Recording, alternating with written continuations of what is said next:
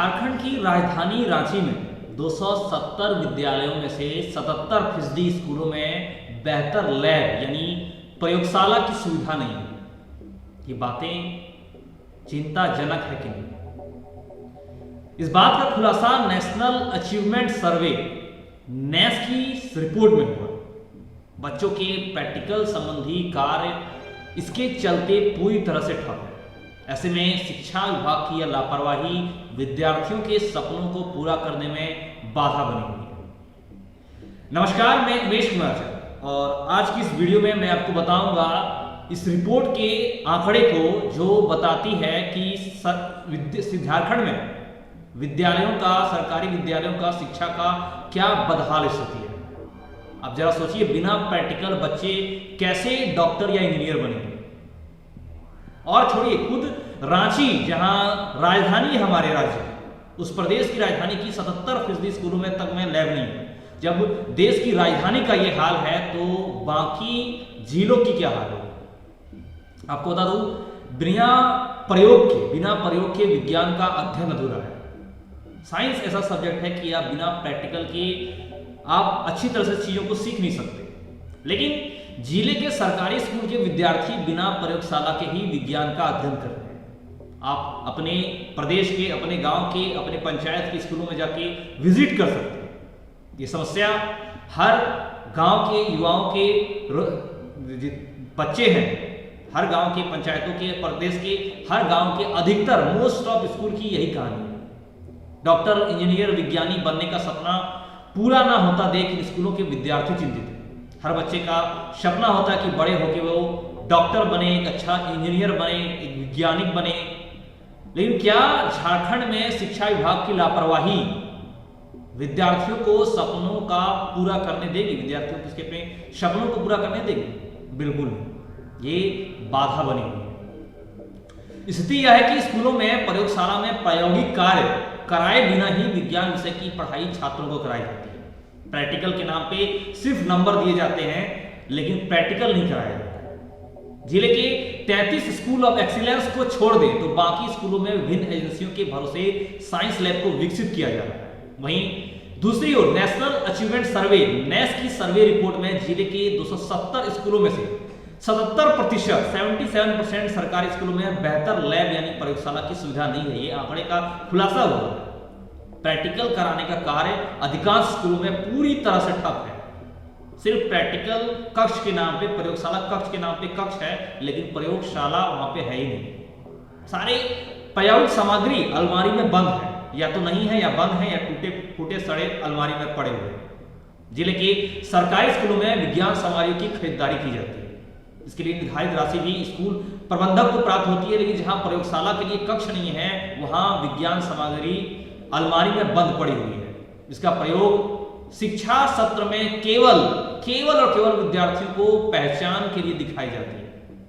जी हाँ, आप अगर मोस्ट ऑफ स्कूल में अगर देखें, कहीं आपका नजदीकी किसी अच्छे स्कूल में, जिसे आप अच्छे मानते हैं, वहां प्रयोगशाला की बात करें तो वहां प्रयोगशाला के नाम पे सिर्फ साइंस के उपकरणों को, उस उपकरणों को, सामग्रियों को पहचाना जाता है कि ये है बीकर, ये है थर्मोमीटर, ऐसे करके सिर्फ पहचान कराया जाता है।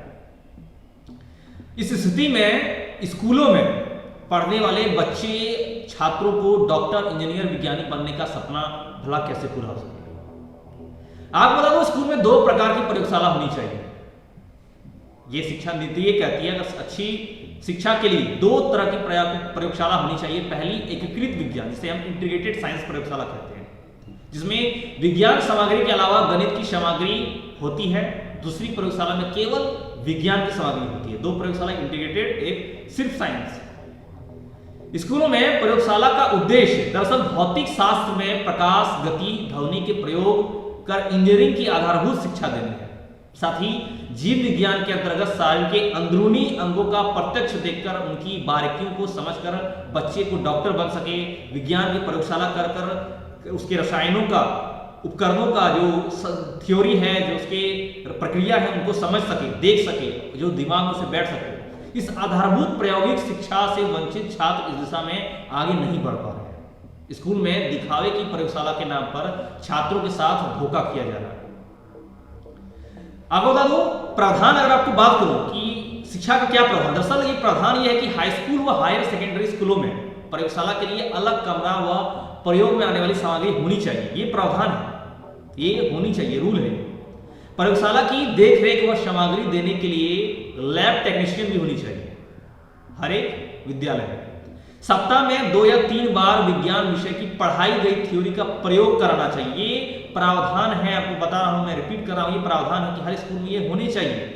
वार्षिक प्रायोगिक परीक्षा में छात्रों से प्रयोग कराने जाने चाहिए। लेकिन अगर आप अपने पास के स्कूलों में, पंचायतों में, बगल के स्कूलों में देखें तो ये सारी चीजें आपको ठप दिखेगी। आपको ऐसे ही नहीं बोल रहा मैं, ये आंकड़े बता रहे हैं आपको, कई सारे केस में आपको बताता हूं। एक केस सुनिए, शहर के कोका स्थित राम लखन सिंह यादव उच्च विद्यालय में है, जहां पे विज्ञान प्रयोगशाला के लिए सामग्रियों की खरीदारी तो की गई, लेकिन इसे रखने और संचालित करने के लिए कमरा ही नहीं है।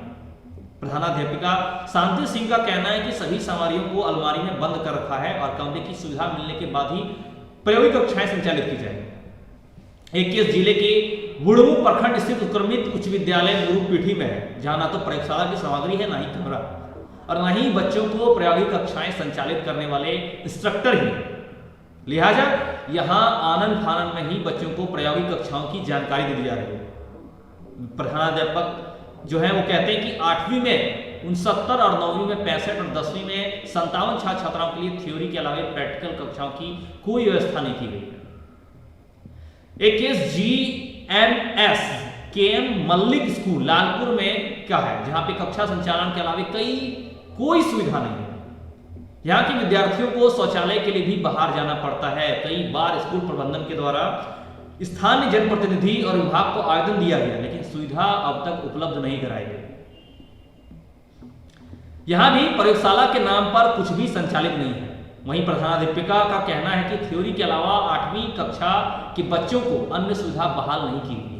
2022 में ही साइंस किट दिया गया था। एक केस छोटा नागपुर से है, जहां पे बालिका उच्च विद्यालय थापड़ खाना में 9वीं से 10वीं तक की छात्राओं थड़प खाना में 9वीं से 10वीं तक की छात्राओं के लिए अलग से प्रयोगशाला की व्यवस्था नहीं है। सामूहिक रूप से ही फिजिक्स, केमिस्ट्री और बायोलॉजी के प्रैक्टिकल क्लासेस संचालित किए जा रहे हैं। प्रधानाध्यापिका का कहना है कि जगह की कोई कमी नहीं है, यदि विभाग चाहे तो जगहों का सदुपयोग कर सकता है।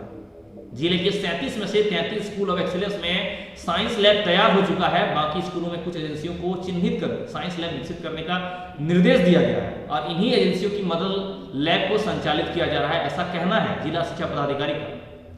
ये तो कुछ स्कूल के मायने जो आपके सामने रखा। अगर आप जमीनी लेवल पर, रूट लेवल पे जाएं, जहां पे गांव में जाके आप देखें तो आप देखेंगे कि शिक्षा का स्थिति बदहाल है।